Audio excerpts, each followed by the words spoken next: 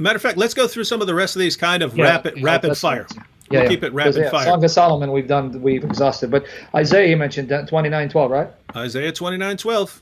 Yeah. If you want to make those points, what you say about it, then I can show the theology again. That remember, if he's a prophet like Isaiah, he's got to agree with theology. But what do you say about that, man? Come on, it says. And prophet, I mean, we can obviously go through the entire passage, and I think I have a video where I go through the entire passage.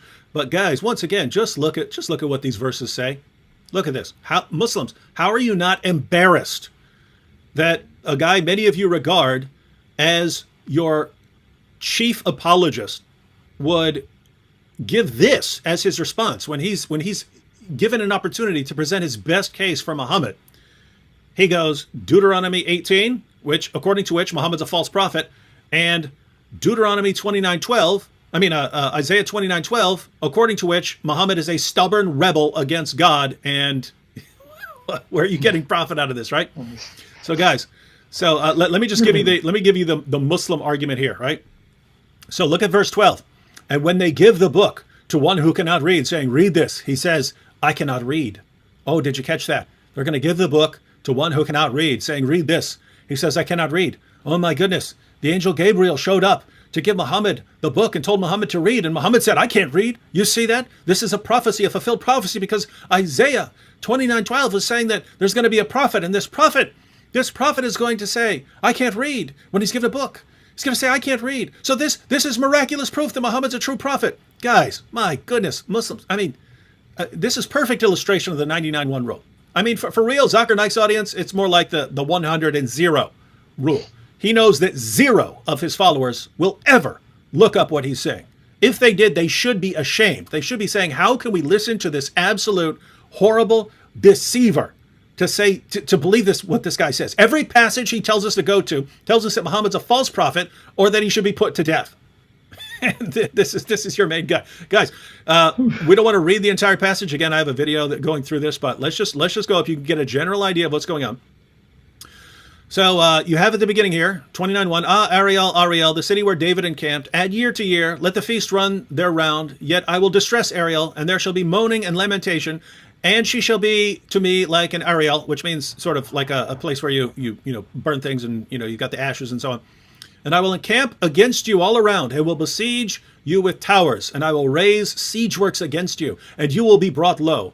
From the earth you shall speak, and from the dust your speech will be bowed down. Your voice shall come up from the ground like the voice of a ghost, and from the dust your speech shall whisper. God is talking about judging Jerusalem.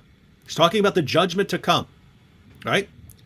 So you have the northern tribes, and then you have Judea. God's talking about the judgment that's coming, right? So he gives this revelation through Isaiah, saying that they're going to be judged, right? And you get down to verse 11. And the vision of all this what? All this judgment that I'm talking about is coming upon you, to you, the Jews. And this vision of all this has become to you like the words of a book. There you have it, book. What book? What book is delivered to a person? And this vision of all this has become to you like the words of a book that is sealed. When men give it to one who can read, saying, read this, he says, I cannot, for it is sealed.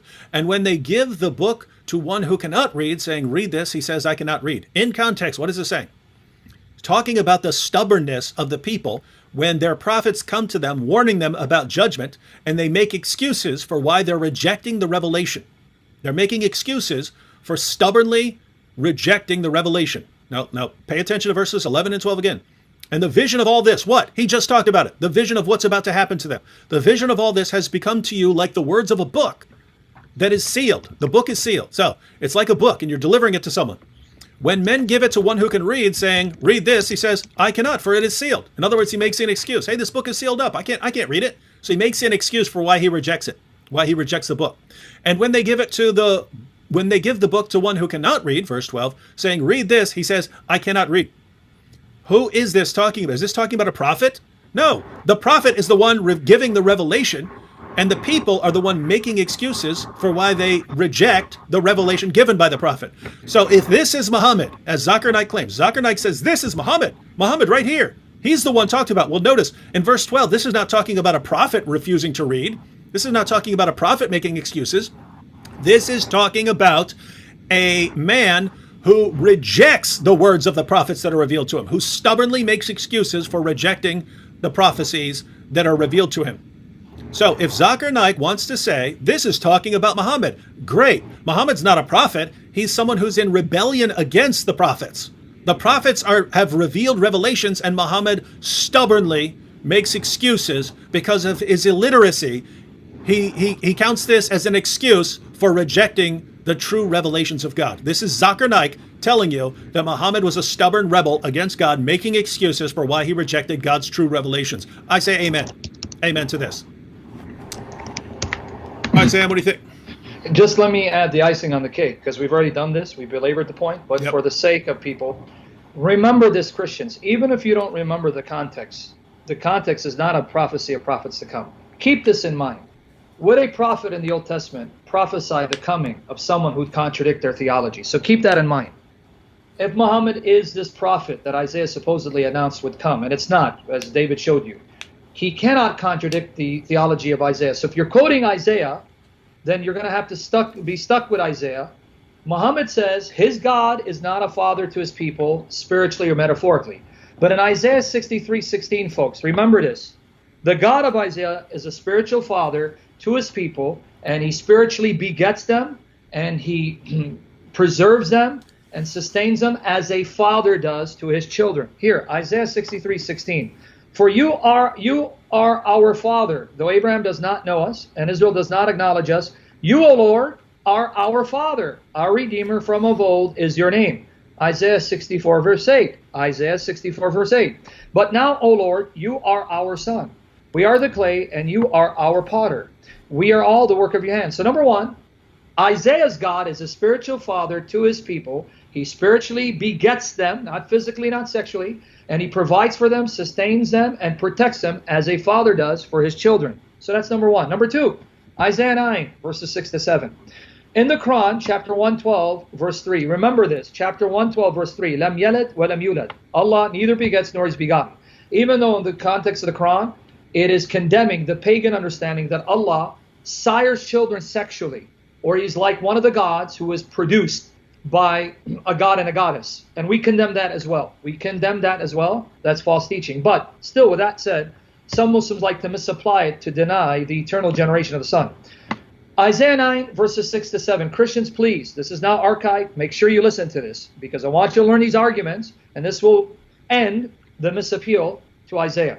Isaiah 9, verses 6 to 7. For to us a child is born. Ask anyone who reads Hebrew.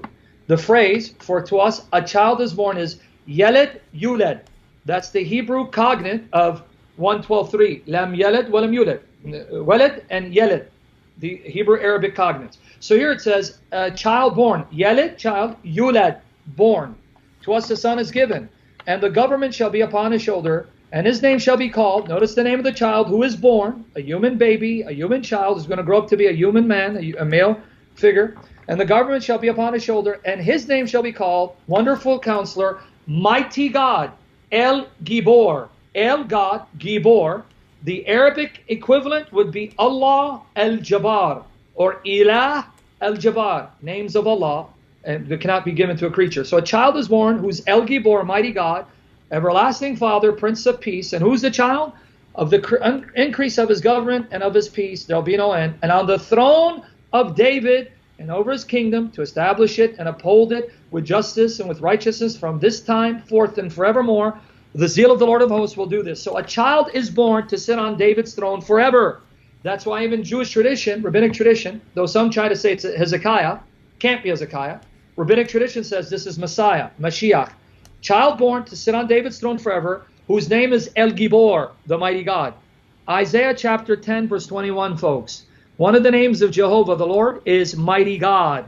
His name is Mighty God. So now, Muslims, how can Muhammad be a prophet announced by Isaiah when Isaiah says the mighty God of Israel will be born as a child, the mighty God himself, and that God is a father to his people, all of which Muhammad contradicts.